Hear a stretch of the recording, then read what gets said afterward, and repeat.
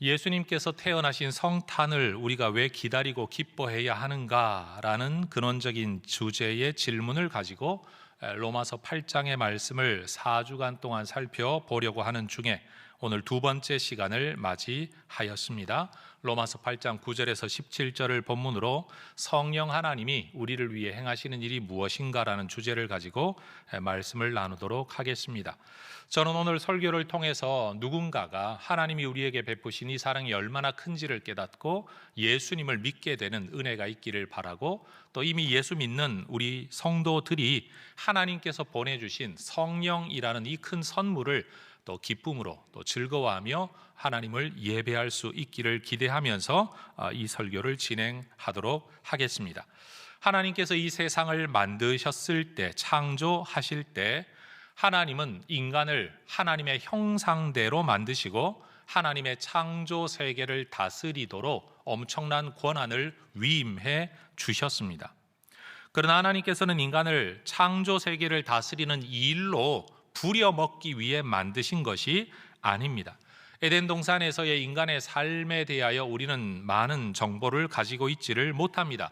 그래서 어떤 모습으로 살았는가 하는 것도 알지 못합니다. 그러나 창세기의 기록을 미루어 볼 때 하나님은 인간이 하나님과 동행하며 공유하며 하나님과 함께하는 삶을 살기 위한 특별한 장치를 마련하셨다는 것을 알 수 있습니다.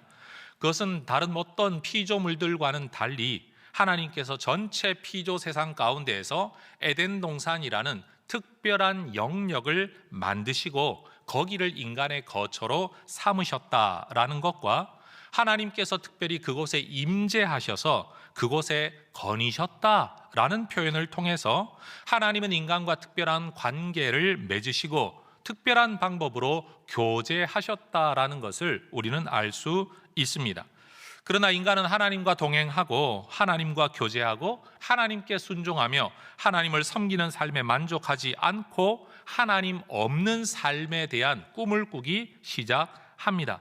그 결과 인간은 범죄하였고 하나님께서 만들어주신 특별한 거주의 영역이었던 에덴 동산에서 내어 쫓기고 맙니다. 여러분, 에덴 동산은 상징적 장소가 절대 아닙니다. 실제하는 장소입니다. 어디인지를 알지 못할 뿐이지 성경은 분명히 그것이 실제하는 장소라고 말합니다. 그리고 이 에덴 동산은 영적인 의미로 보자면 하나님의 백성만이 거주하는, 순종하는 하나님의 백성만이 거주할 수 있는 하나님 나라를 의미하는 그런 공간이라는 것을 우리는 알 수 있습니다. 하나님께서 에덴 동산에서 인간을 내어 쫓으신 것은 죄에 대한 처벌의 의미도 있지만, 그렇다고 해서 분노로 인한 화풀이로 인간을 내어 쫓으신 것만은 절대 아닙니다. 창세기 3장 22절의 말씀을 보면 오히려 인간이 타락한 상태로, 죄성을 가진 상태로 죽음 안에서 영생하지 않도록 오히려 인간을 보호하기 위하여 하나님께서 에덴 동산과 생명나무로부터 인간을 분리시키신 것이다 라는 것을 우리는 알 수 있습니다. 다시 말해 하나님은 인간이 죽음의 상태로, 죄의 상태로 영생하지 않기를 원하셨던 것입니다. 사실 하나님은 그때로부터 인간의 구원의 길, 또 다른 생명의 길을 주시기 위하여 일하기 시작하신 거죠. 이제 인간은 에덴 동산에서처럼 하나님을 대면하거나 직접적인 대화로 하나님과 동행할 수 없게 되었습니다. 이 물리적인 장소 에덴 동산에서 내어 쫓겼다라는 것은 하나님과의 관계성에 훼손이 왔다, 단절되어졌다, 끊어졌다라는 것을 의미하는 것이죠. 하나님의 형상이 흐려진 육체의 존재, 죄로 인하여 사망의 존재가 되고만 인간은 일상적인 육체의 방법으로는 이제 영이신 하나님을 볼 수도 없고 만날 수도 없고 대면할 수도 없고 교제할 수도 없는 존재가 되고 만 것입니다. 이러한 인간의 상태를 보여주는 대표적인 사건이 바로 인류의 첫 살인자였던 가인의 이야기입니다. 여러분, 가인은 하나님의 존재를 분명히 인식하고 있었습니다. 제사도 드리는 사람이었습니다. 그러나 하나님과 깊은 교제를 나누거나 하나님의 뜻을 분명히 알지는 못했던 것으로 보입니다.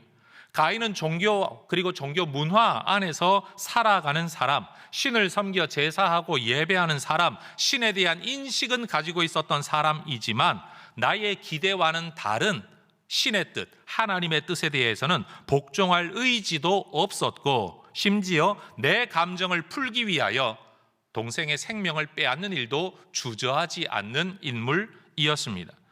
우리 교회에서 자주 사용하는 표현으로 하자면 가인은 종교인으로는 살아가고 있었지만 참된 신앙인은 아니었던 것입니다. 그는 신을 인식하고 신에게 제사하는 삶, 종교 예식을 준행하는 삶은 살아가고 있었지만 하나님과 동행하는 삶은 살아가고 있지 못했다라는 것입니다. 그러니 여러분, 사실상 하나님 바깥에서의 인간의 삶이라는 것은 살아가는 것이 아니라 죽어가는 것이다 라고 말할 수 있습니다. 하나님과 끊어졌기 때문에 이미 생명에서 제한되었습니다. 생명에서 끊어진 겁니다. 그 상태에서 죽음을 향해 나아가고 있기 때문에 죽음 가운데서 죽음을 향해 나아가는 존재, 그게 바로 인간이라는 겁니다. 우리 인간은 스스로의 힘과 노력으로 진선미를 추구하며 살아갑니다. 영원한 생명, 이 땅에서의 생명력 있는 삶을 추구하지만 우리 인류는 사실은 그런 삶을 살아내고 있지를 못한 것이 우리의 현실입니다. 바로 그런 우리, 생명력에서 끊어지고 생명력에서 제한되어 죽음을 향해 달려나가고 있는 우리를 위해 하나님께서 무엇인가를 행하셨습니다. 우리가 잘 알고 있는 요한복음 3장 16절의 말씀처럼 하나님께서 하나님의 아들 예수님을 이 땅에 보내셔서 우리 대신 십자가의 저주를 지게 하신 것입니다. 요한복음의 말씀을 같이 한번 읽어볼까요? 하나님이 세상을 이처럼 사랑하사 독생자를 주셨으니 이는 그를 믿는 자마다 멸망하지 않고 영생을 얻게 하려 하심이라. 하나님은 구원의 길이 없는 우리에게, 인간에게 구원의 길을 열어주셨습니다. 우리 인류가 멸망하지 않고 영생을 얻는 길은 하나님이 보내신 독생자를 믿는 것 외에는 없다라고 성경은 분명히 선언합니다. 요한일서 5장 11절과 12절도 말씀하지요. 또 증거는 이것이니 하나님이 우리에게 영생을 주신 것과 이 생명이 그의 아들 안에 있는 그것이니라. 아들이 있는 자에게는 생명이 있고 하나님의 아들이 없는 자에게는 생명이 없느니라. 여러분, 하나님이 우리에게 주시려고 하는 생명은 누구 안에 있습니까? 그의 아들 예수 안에만 있습니다. 그런데 이 생명을 얻을 수 있는 사람은 그 아들이 있는 자에게는 생명이 있지만 그 아들이 없는 자에게는 이 생명이 주어질 수 없다라고 성경이 말하고 있는 겁니다. 혈통적인 유대인도, 율법과 규율 준수에 철저한 바리새인도, 그 어떤 종교인이나 도덕주의자들도, 기타의 어떤 사람들이라도 그들이 아무리 애쓰고 노력할지라도 하나님의 의에 이르지 못하고 결국에는 사망 안에서 살다가 사망을 향해 나아갈 뿐입니다. 우리는 오직 하나님의 아들 예수 그리스도가 우리의 전 인격을 구원하시는 구세주, 우리의 존재와 삶의 주인이라는 믿음으로서만 구원에 이를 수 있게 되는 겁니다. 그게 바로 본문 10절의 말씀이죠. 그리스도께서 너희 안에 계시면 몸은 죄로 말미암아 죽은 것이나 영은 의로 말미암아 살아있는 것이니라. 여러분, 죽음 안에서 죽음을 향해 달려나가는 인간에게 살아있다라고 말하는 증거가 무엇이냐? 그리스도가 너희 안에 계신다면 이라는 거죠. 그럼 여러분, 도대체 우리 안에 그리스도가 있다는 것을 우리는 어떻게 알 수 있을까요?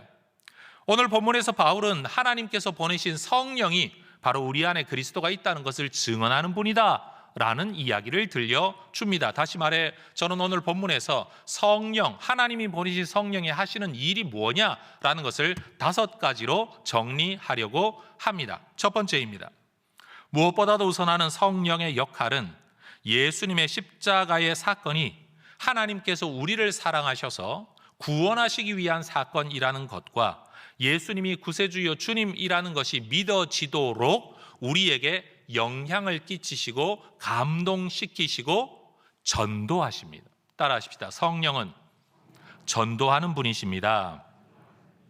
고린도전서 12장 3절은 이렇게 말씀하죠. 성령으로 아니하고는 누구든지 예수를 주님이라고 할 수 없다.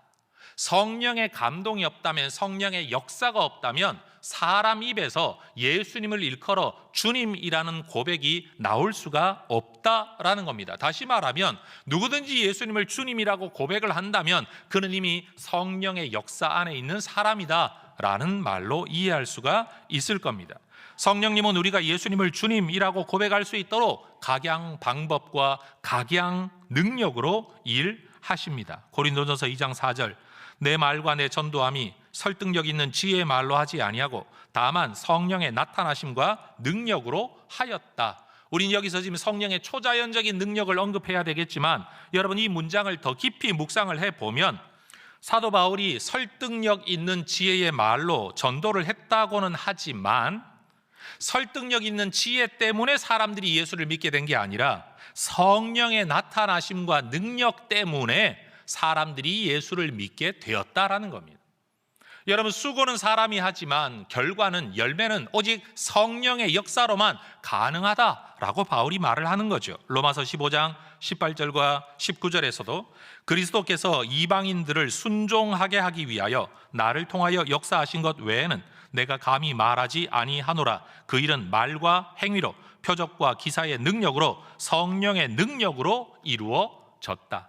여기서도 초자연적인 성령의 능력이 있었다는 언급을 하고 있지만, 또 다른 의미를 들여다보면 여러분, 사도 바울이 이방인에게 복음을 전하는데도 그 이방인이 예수를 믿게 된 건 뭐냐? 성령의 능력 때문이라는 사실입니다.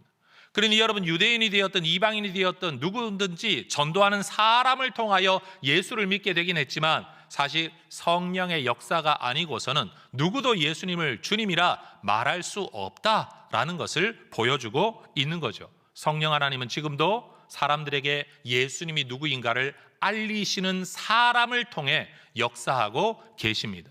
우리가 전도를 한다는 것은 성령이 역사하실 수 있는 근거, 계기, 통로가 된다라는 겁니다. 여러분, 내가 성경 지식을 깨달아 알고 다른 사람에게 대한 설득력을 가져야 전도가 되는 게 아니라, 내가 전도를 하면 성령께서 그들 마음속에 역사하신다라는 것이에요. 성도 여러분, 낚시하는 분들이 낚싯대를 들이운다고 해서 물고기를 꼭 잡는 것은 아니지만, 여러분 낚싯대를 들이우지도 않았는데 물고기가 내 앞으로 튀어 올라오는 일은 있을까요, 없을까요? 절대 없습니다. 그러니 우리는 전도가 된다, 안 된다라는 말을 참 많이 하는데, 전도를 하지도 않는데 전도가 될 일은 아예 없는 겁니다.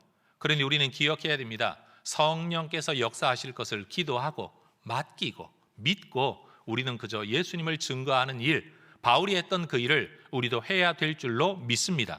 그게 바로 성령과 동행하는 삶이고 성령에 순종하는 삶이라는 거죠. 왜요? 성령이 어떤 영이에요? 전도하는 영이시기 때문이라는 겁니다. 그러니 여러분, 이 성탄은 어느 때보다도 전도하기 좋은 시즌입니다. 봄, 가을에만 전도할 게 아니라 사실은 예수님이 오셨다는 이 성탄의 시즌마다 여러분, 우리는 더 열심을 내어 전도해야 될 줄로 믿습니다. 두 번째입니다. 우리가 예수님을 하나님이 보내신 구세주와 주님으로 믿는다고 고백할 때 그 성령께서는요, 우리 바깥에서 우리가 예수 믿도록 역사하신 것만이 아니라 우리가 그 예수 이야기를 받아들여 믿는다고 고백할 때 성령님은 우리 안으로 들어오십니다.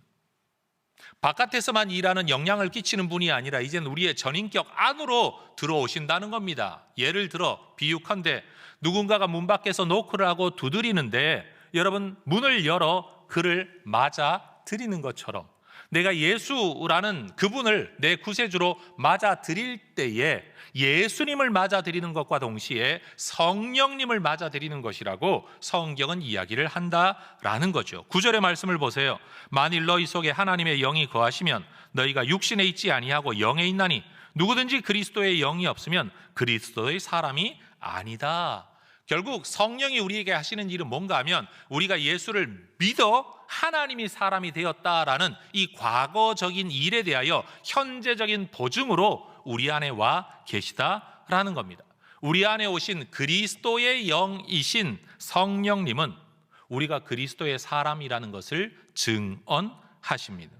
요한일서 4장 13절은 말씀해요. 그의 성령을 우리에게 주심으로 우리가 그 안에 거하고 그가 우리 안에 거하시는 줄을 우리가 비로소 알게 된다. 따라하십시다. 성령은 그리스도의 영이십니다. 그러니 여러분, 우리가 예수를 믿고 그 성령을 모심으로써 내가 그리스도의 사람이라는 것을 증언하시는 분이 그리스도의 영이신 성령이시라는 겁니다. 또한 우리 안에 오신 아버지 하나님의 영이신 성령님은 우리가 아버지 하나님의 자녀인 것을 증언하십니다. 성령하십니다. 본문 14절 16절을 보십시오. 무릇 하나님의 영으로 인도함을 받는 사람은 곧 하나님의 아들이라. 성령이 친히 우리의 영과 더불어 우리가 하나님의 자녀인 것을 증언하신다. 따라하십시다. 성령은 아버지 하나님의 영이십니다. 그 아버지 하나님의 영을 여러분 우리 안에 모셨기 때문에 우리가 하나님의 자녀인 것이 증언된다라는 겁니다. 바울은 고린도후서에서 보다 명확하게 이 부분에 대하여 이렇게 언급을 합니다. 고린도후서 1장 22절. 그가 또한 우리에게 인치시고 보증으로 우리 마음에 성령을 주셨느니라. 성령은 우리가 그리스도에게 속한 사람이라는 것을 인정해 주는 도장, 낙인, 유전인자, DNA 같은 역할을 하고 있다라는 겁니다. 여러분, 우리의 감정의 변화나 믿음의 정도, 윤리적인 수준에 근거하지 않는 놀라운 일이 우리에게 일어난 겁니다. 호적이 바뀐 겁니다. 그래서 예수를 믿는 사람에게는 그리스도를 주님이라고 부르고 하나님을 아버지라고 부르는 게 전혀 이상하지 않습니다. 왜요? 내 안에 그 영이 계시기 때문입니다. 그래서 본문 15절은 말합니다. 너희는 다시 무서워하는 종의 영을 받지 아니하고 양자의 영을 받았으므로 우리가 아빠, 아버지라고 부르짖을 수 있다라는 겁니다. 여러분, 우리 안에 성령이 계시다는 증거가 뭐냐? 내가 그리스도를 주님이라고 말할 수 있고 내가 하나님을 아버지라고 부를 수 있다는 이 자체가 성령이 없이는 불가능한 일이라는 거예요. 여러분, 길 가는 사람에게, 예수도 믿지도 않는 사람에게 그리스도를 주님이라고 말해보고 하나님을 아버지라고 말해보라 라고 하면 장난치듯이 따라할 수는 있지만 자기의 전인격을 가지고 그렇게 말할 수는 없을 겁니다. 옆집 아저씨를 두고 아버지라고 부르는 사람이 누가 있겠습니까? 우리 안에 그 영이 없기 때문이에요. 다시 한번 따라 하십시다. 성령은 성부 하나님의 영이십니다. 성령은 성자 그리스도의 영이십니다. 그러니 여러분, 그 성령님이 우리 안에 와 계심으로써 나는 그리스도의 사람이라는 것이 증언되고 나는 아버지 하나님의 아들, 딸이라는 것이 증언된다라는 거예요. 여러분, 우리 안에 이 표징으로 오신 성령님. 여러분, 얼마 전에 저희가 금요 기도회 때 천안에서 목회하시는 한 목사님, 특별히 무당들을 많이 전도하시는 목사님의 간증을 초청해서 들은 바가 있습니다. 이분도 무당을 전도하려고 전도한 게 아니라 기도하는 가운데 계속 하나님이 주시는 감동, 성령의 감동을 따라 여러분 무당집에 문을 열고 들어갔을 뿐인데 내가 목사라고 말한 적도 없는데 그 무당이 목사님이라는 걸 먼저 알아보았다. 이 간증을 여러분 아마 들으셨을 겁니다. 그리고 그 간증의 끝에 목사님은 우리에게 이렇게 도전을 하셨습니다. 무당들에게 전보로 다니지 말고 전도하러 가봐라. 가보면 여러분이 진짜인지 가짜인지 알게 될 거다. 겁나시죠? 가짜로 판명 날까 봐. 근데 여러분 기억하십시오. 예수 믿는 여러분은 진짜가 맞습니다. 아니면 그 사람이 가짜면 못 알아볼 거예요. 무당이 가짜, 신내림 받은 무당이 아니라면 전혀 못 알아볼 거예요. 여러분, 집사 권사님들이 전보로 다니는데 점괘가 나온다. 그 가짜 무당입니다. 아니면 여러분이 가짜든지 둘 중에 하나입니다. 분명히 성령은 우리 안에 오셔서 내가 아버지의 자녀라는 것과 그리스도의 사람이라는 것을 증언하고 계시다라는 겁니다. 세 번째입니다. 그러나 우리가 하나님의 사람이라는 도장 또는 구원의 보증으로 오신 성령은 단순히 하나의 징표 또는 사인으로 무슨 부적처럼 내 안에만 이렇게 계신 게 아니라 우리가 이 땅에서 믿음을 지키며 살아갈 수 있도록 우리를 위해 중보도 하시고 인도도 하시고 일하시는 구체적이고 적극적이고 주도적으로 일하시는 분이십니다. 로마서 8장 26절은 말씀하죠. 이와 같이 성령도 우리의 연약함을 도우시나니 우리는 마땅히 기도할 바를 알지 못하나 오직 성령이 말할 수 없는 탄식으로 우리를 위하여 친히 간구하시느니라. 따라하십시다. 도우십니다. 간구하십니다. 다시요. 도우십니다. 간구하십니다.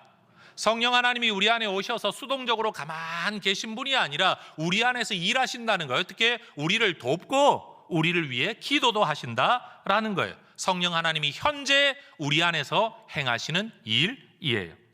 이러한 성령님의 도우심으로 인해 우리는 죄를 따르는 몸의 행실, 죄성을 따를 수밖에 없는 인간의 삶을 넘어서 하나님을 따르는 삶이 가능해집니다. 12절 보십시오.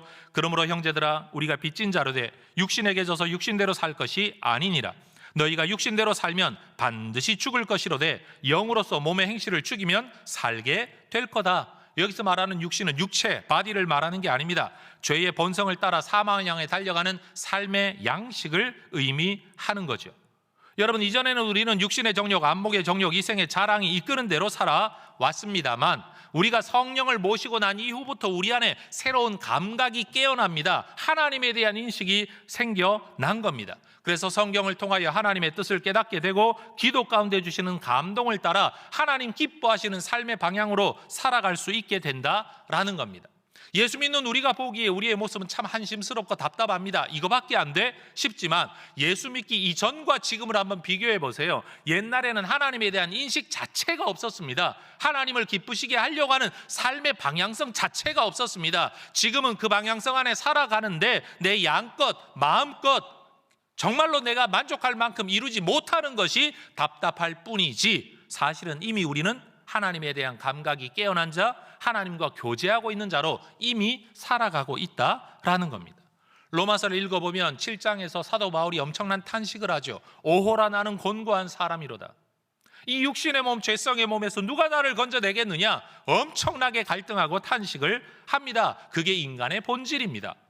그런데 여러분, 많은 사람들은 착각합니다. 7장의 이 탄식은 예수 안 믿을 때 이야기다 라고 말하지만 아닙니다. 예수 믿어도 여전히 인간 안에 있는, 내 마음은 하나님의 법을 즐거워하지만 내 육신은 여전히 죄 가운데 거한다, 탄식할 수밖에 없습니다. 그런데 8장에 넘어오면 탄식이 아니라 찬송이 터져 나옵니다. 무슨 차이가 있는 겁니까? 아무것도 없습니다. 7장에서 예수 안 믿다가 8장에서 예수 믿어 찬송하는 게 아니에요. 똑같이 예수를 믿더라도 여러분, 나만 바라보고 인간만 바라보면 원함은 있으나 실행은 없는 탄식할 존재이지만 8장으로 넘어오면 성령 하나님이 우리 안에 오셨다는 이 사실이 우리에게 찬송의 주제가 되는 겁니다. 내 능력으로는 순종할 수 없는데 성령께서 우리에게 그런 삶을 가능하게 해 주셨다라는 겁니다. 물론 100% 온전한 순종은 하지 못합니다. 그럼에도 불구하고 우리는 이미 깨어난 자, 태어난 자, 하나님 앞에 생명을 가진 자로 살아갈 수 있게 해 주신 분이 성령이시라는 겁니다.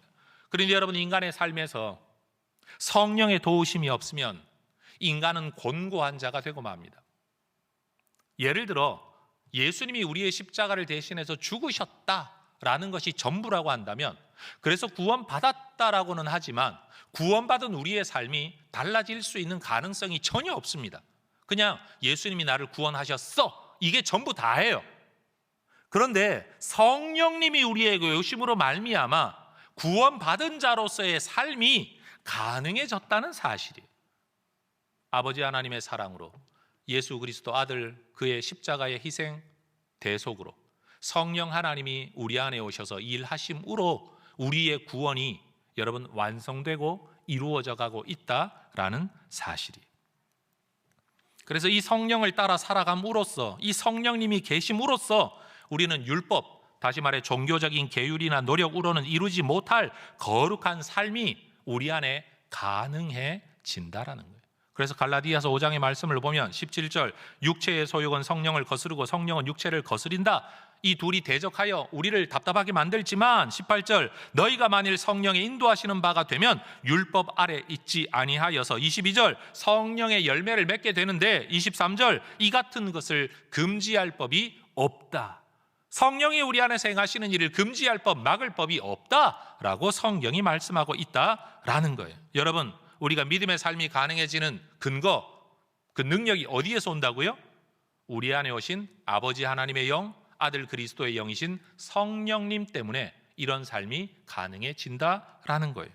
네 번째, 그렇다면 성령께서는 지나간 일, 이루어진 일, 다시 말해 우리가 예수를 믿어 하나님의 자녀가 되었다라는 과거의 일, 또는 현재 이루어진 구원에 대한 보증으로 내 안에 와 계시는 일, 또는 현재 우리의 중보자와 인도자로만 존재하시는 게 아니라 거기에 한 걸음 더 나아가서 우리의 미래에 이루어질 일에 대한 보증도 되신다라는 겁니다. 무슨 일이 이루어질까요? 11절 말씀을 보세요. 예수를 죽은 자 가운데서 살리신 이의 영, 성령이 너희 안에 거하시면 그리스도 예수를 죽은 자 가운데서 살리신 이가 너희 안에 거하시는 그의 영으로 말미암아 너희 죽을 몸도 살리실 것이다. 여러분, 이 구절을 잘 이해해 보십시오. 예수님 죽으셨습니다. 그런데 그 예수님이 살아나셨습니다. 무엇 때문에 살아나셨을까요? 생명의 영이신 성령 때문에 살아나신 겁니다. 성경 구절 그대로 하면 예수를 죽은 자 가운데서 살리신 이의 영. 예수를 죽은 자 가운데서 살리신 분이 누구라는 말입니까? 아버지 하나님이고 그 아버지 하나님의 영이 우리 안에 거하시면 그리스도 예수를 죽은 자 가운데서 살리신 그분이 우리 안에 거하시는 성령으로 말미암아 우리의 죽을 몸도 살아나게 하실 거라는 겁니다. 여러분, 우리 안에 와 계신 성령은 그리스도를 죽은 자 가운데서 살리셨던 바로 그 아버지 하나님의 영이십니다. 우리의 육신은 자연법에 의하여 늙음과 병듦과 죽음을 경험하게 되겠지만 성령을 모신 우리는 세상 마지막 날에 예수님의 변화된 몸과 같이 다시 살아나게 될 것입니다. 이게 바로 미래의 일이에요. 성령 하나님은 과거의 일을 위한 보증, 현재를 위한 어떤 동력과 은혜의 근거, 그리고 미래를 위한 보증으로 우리 안에 오신 겁니다. 여러분, 천국에는 영혼만 가지고 들어가는 게 아닙니다. 변화된 육체를 가지고 들어갑니다. 사실 우리가 예수 믿는 사람들이 세상을 떠나면 아우 천국 가셨다라고 말하는데 여러분, 이건 개념적으로 천국 가신 게 맞긴 합니다. 그러나 거기서 그 모습으로 영원토록 사시는 게 아니에요. 성경을 보면 고린도 전서 15장 51절과 52절에 예수님 재림하시는 때가 되면 천사들 중에서도 지휘관이 되는 천사장이 하나님의 신호를 따라 나팔을 분다, 어떤 사인을 보낸다라고 말합니다. 그때가 되면 죽었던 육체가 다시 일어나게 될 거다라고 이야기를 합니다. 어떻게 일어나느냐? 변화된 몸으로 일어난다는 거예요. 썩어 없어져서 분해되어 버렸는데도 불구하고 여러분 다시 일어난다는 거예요. 저는 과학을 잘 모르지만 질량 보존의 법칙이라는 게 있죠. 이 땅에 존재했던 모든 질량들은요 사라지는 게 아닙니다. 존재 양식이 변화될 뿐이에요. 여러분, 어찌되었든 하나님께서 만드셨던 이 땅에 몸을 가지고 태어났던 모든 인간들이 세상 마지막 날 변화된 몸으로 일어난다라는 거예요. 그런데 문제는 일어난 이후가 어떻게 되느냐는 거죠. 바울은 고린도 후서 5장에서도 이에 대해 다시 이야기합니다. 고린도후서 5장 4절과 5절, 참으로 이 장막에 있는 우리가 짐진 것 같이 탄식하는 것은 벗고자 함이 아니요 오히려 덧입고자 함이니 죽을 것이 생명에 삼킨 바 되게 하려 함이라. 곧 이것을 우리에게 이루게 하시고 보증으로 성령을 우리에게 주신 분은 하나님이시다. 무슨 보증이에요? 우리가 다시 일어날 것과 변화된 몸을 입고 영원한 천국에 들어갈 것에 대한 보증으로 오늘 와 계신 분이 누구라고요? 성령 하나님이라는 겁니다. 세상 마지막 날 예수님께서 재판장으로 오셔서 온 세상과 온 인류를 심판하실 때 자신의 영적 유전인자를 가진 당신의 자녀들만 영원한 생명과 천국 하나님의 나라로 인도해 들어갈 것입니다. 여러분, 요즘도 여러분 유전인자 검사하면, DNA 검사하면 이 사람이 누구 자손인지 알잖아요. 심지어 요즘 사람들의 유전인자를 검사하면 여러분 우리가 남방계인지 북방계인지, 여러분 우리에게 어떤 피가 섞여 있는지, 여러분 이런 것까지 다 조사가 나오지 않습니까? 마치 그런 것처럼 세상 마지막 날이 되면 하나님의 심판대 앞에, 예수님의 심판대 앞에서 예수님이 보시는 것 가운데 제일 큰 게 뭐냐? 너의 안에 내 영이 있냐 없냐? 내 피가 흐르고 있냐 흐르고 있지 않냐? 바로 그거예요. 여러분, 저는 여러분들이 교회 안에 있으시면서 예수의 피가 없는 사생자가 되지 않기를 주의 이름으로 축원합니다. 예수의 피를 내 안에 흐르게 하는, 성령이 내 안에 있는 여러분 그리스도의 사람, 예수를 구세주로 영접하고 그 영을 모시고 아버지 하나님을 섬기며 살아가는 하나님의 사람이 되실 수 있기를 축복합니다.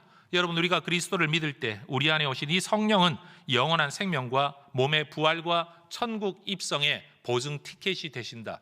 여러분, 이걸 절대 잊어버리지 말아야 합니다. 다섯 번째, 그러나 여러분 우리는 영원한 보증을 가지고 있다고 할지라도 여전히 이 땅을 살아가야 합니다. 그런데 이 땅에서의 삶은 로마서 7장의 말씀처럼 탄식하는 삶이고 답답한 삶입니다. 우리의 부족한 모습을 누구보다도 우리 자신이 잘 압니다. 그런데도 우리가 믿음으로 인내하며 살아갈 수 있는 유일한 소망이 뭐냐? 그게 바로 성령입니다. 17절의 말씀을 한번 보십시오. 자녀이면 또한 상속자, 곧 하나님의 상속자요 그리스도와 함께한 상속자니 우리가 그와 함께 영광을 받기 위하여 고난도 함께 받아야 할 것이니라. 여러분, 이 문장을 순서적으로 좀 바꿔서 보십시다. 영광을 받기 위해 고난도 받아야 된다라고 말하고 있지만 문장을 바꾸면 너희가 고난을 받고는 있지만 반드시 상속자가 되는 영광을 누리게 될 거다. 본문이 말하고 있는 핵심은 바로 그것입니다. 왜요? 우리가 이 땅을 사는 동안 왜 고난을 거쳐야만 합니까? 인간의 연약함 안에서 아버지 하나님의 뜻을 받들어 살려고 하니 당연히 고난을 겪을 수밖에 없죠. 여러분, 내 본성은 죄성인데 성령을 따라 살아가려고 하니 여러분, 이게 힘든 일일 수밖에 없는 거예요. 아무리 성령을 모시고 산다고 해서 죄성이 없어지는 건 아니거든요. 그래서 내 안에 두 개의 갈등이 있거든요. 갈등 속에 사는 게 괴로움인 거예요. 우리가 이 시대 속에서 이 땅에 발을 딛고 살기 때문에, 그러면서도 우리는 오는 시대를 바라보며 하늘나라를 꿈꾸며 살기 때문에 우리는 고난 겪습니다. 우리가 이미 이루어진 구원을 붙들고 살아가지만 아직 이루어지지 않은 구원 속에 살고 있기 때문에 우리는 고난을 겪습니다. 우리는 믿음 안에 들어와 있긴 하지만 아직도 연약함 속에 있기 때문에 우리는 고난을 겪습니다. 이 땅에 오신 예수님도 한번 보십시오. 그분이 하나님의 아들이시고 하나님 아닙니까? 그런데도 그 예수님께서도 갈등하며 고난 당하셨습니다. 우리를 위한 순환도 당하셨지만 예수님 스스로도 힘드셨습니다. 오죽하면 겟세마네 동산에서 아버지여 할만하시거든 이 잔을 내게서 지나가게 하옵소서. 그게 괴로움 아닙니까? 해야 되는 줄은 알지만 하고 싶지 않은 거예요. 따라가야 되는 줄은 알지만, 그게 믿음이라는 건 알지만 그렇게 안 하고 싶은 거예요. 예수님도 경험하신 고난이에요. 그러나 예수님께서는 그 순간에도 순종을 하십니다. 무엇 때문에 순종하실 수 있었습니까? 영원한 하늘의 영광에 대한 하나님의 약속, 죽음 속으로 들어가지만 부활케 하실 하나님의 약속을 믿었기 때문입니다. 그래서 누가복음 24장 26절에서도 그리스도가 이런 고난을 받고 자기의 영광에 들어가야 할 것이 아니냐라고 부활하신 다음에 제자들에게 고난과 영광의 상관성에 대하여 가르치셨습니다. 히브리서 5장 8절과 9절도 말씀합니다. 그가 아들이시면서도 받으신 고난으로 순종함을 배워 온전하게 되셨다. 그러니 자기에게 순종하는 모든 자에게 영원한 구원의 근원이 되신다. 여러분, 자기에게 순종하는 모든 자에게 영원한 구원의 근원이 되신 예수님이 오늘 우리에게 가르치시는 게 뭡니까? 받으신 고난으로 순종을 배워 온전하게 되었다는 사실을 기억하라는 겁니다. 우리도 이 고난 속에서 순종의 삶을 살아갈 수 있도록 돕는 분이 누구십니까? 성령 하나님이시라는 겁니다. 우리도 이 땅에서 일정한 기간, 인생의 기간을 여러분 고난 가운데 산 후에 그리스도 안에서 영원한 영광에 들어가게 될 것입니다. 사실 죄성을 가지고 하나님을 섬기는 삶은 그 자체로 갈등입니다. 베드로전서 4장 13절은 말씀합니다. 오히려 너희가 그리스도의 고난에 참여하는 것으로 즐거워하라. 이는 그의 영광을 나타내실 때 너희로 즐거워하고 기뻐하게 하려 함이라. 고난에 참여하는 것을 즐거워하랍니다. 여러분, 우리가 이 고난 가운데 있는 것을 어떻게 즐거워합니까? 고난을 즐거워할 수 있는 사람이 누가 있습니까? 그런데 이 구절은 여러분 고난을 즐거워하라라고 말하는 이유가 뭐냐는 거예요. 그의 영광을 나타내실 때 그때에 대한 소망 때문에 오늘을 즐거워할 수 있다는 겁니다. 오늘은 답답하지만, 오늘은 내 자신이 참 한심스러워 보이지만 그래도 내가 믿음 안에 있기 때문에 이 고민을 하고 있고, 내가 예수 안에 성령의 감동이 있기 때문에 이 갈등을 하고 있다는 사실, 그래서 이 성령이 내게 구원의 보증이 된다는 사실 때문에 그래도 고난 가운데서도 기뻐하고 즐거워할 수 있다라는 겁니다. 베드로전서 5장 10절은 말씀합니다. 모든 은혜의 하나님 곧 그리스도 안에서 너희를 부르사 자기의 영원한 영광에 들어가게 하시니가 잠깐 고난을 당한 너희를 친히 온전하게 하시며 굳건하게 하시며 강하게 하시며 터를 견고하게 하시리라. 여러분, 먼저 고난을 겪어보신 예수님께서 인간의 의지 속에 살면서 아버지 하나님의 뜻을 따라 살아가는 게 얼마나 어려운 일인가를 먼저 경험해 보신 예수님께서 여러분 우리를 붙들어 주십니다. 무엇으로? 성령으로 말이에요. 그러니 여러분, 우리가 받게 될 영광은 현재의 고난과는 비교할 수 없을 정도로 영화로울 것이라는 것을 믿기 때문에 오늘의 고난을 견딜 수 있다라는 겁니다. 이 고난의 기간에 우리와 함께 하시는 분이 누구다? 성령 하나님이시라는 거죠.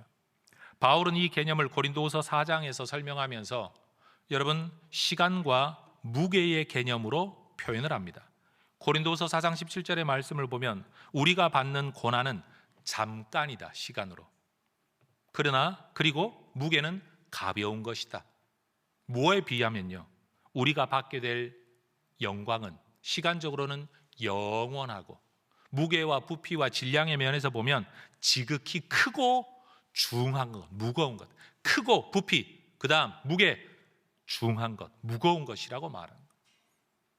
여러분, 이 믿음이 있기 때문에 우리는 이 땅의 삶을 살아가는 겁니다. 일부 예배 때 제가 1억, 10억 이랬더니만 사람들이 감동을 안 하더라고요. 한 10년을 고생해가지고 여러분에게 10억이 주어진다고 하면 오늘 고생할 만합니까? 질문했더니 아무도 대답을 안 하시더라고요. 그래서 100억이 주어진다면 하니까 그때는 대답하시더라고요.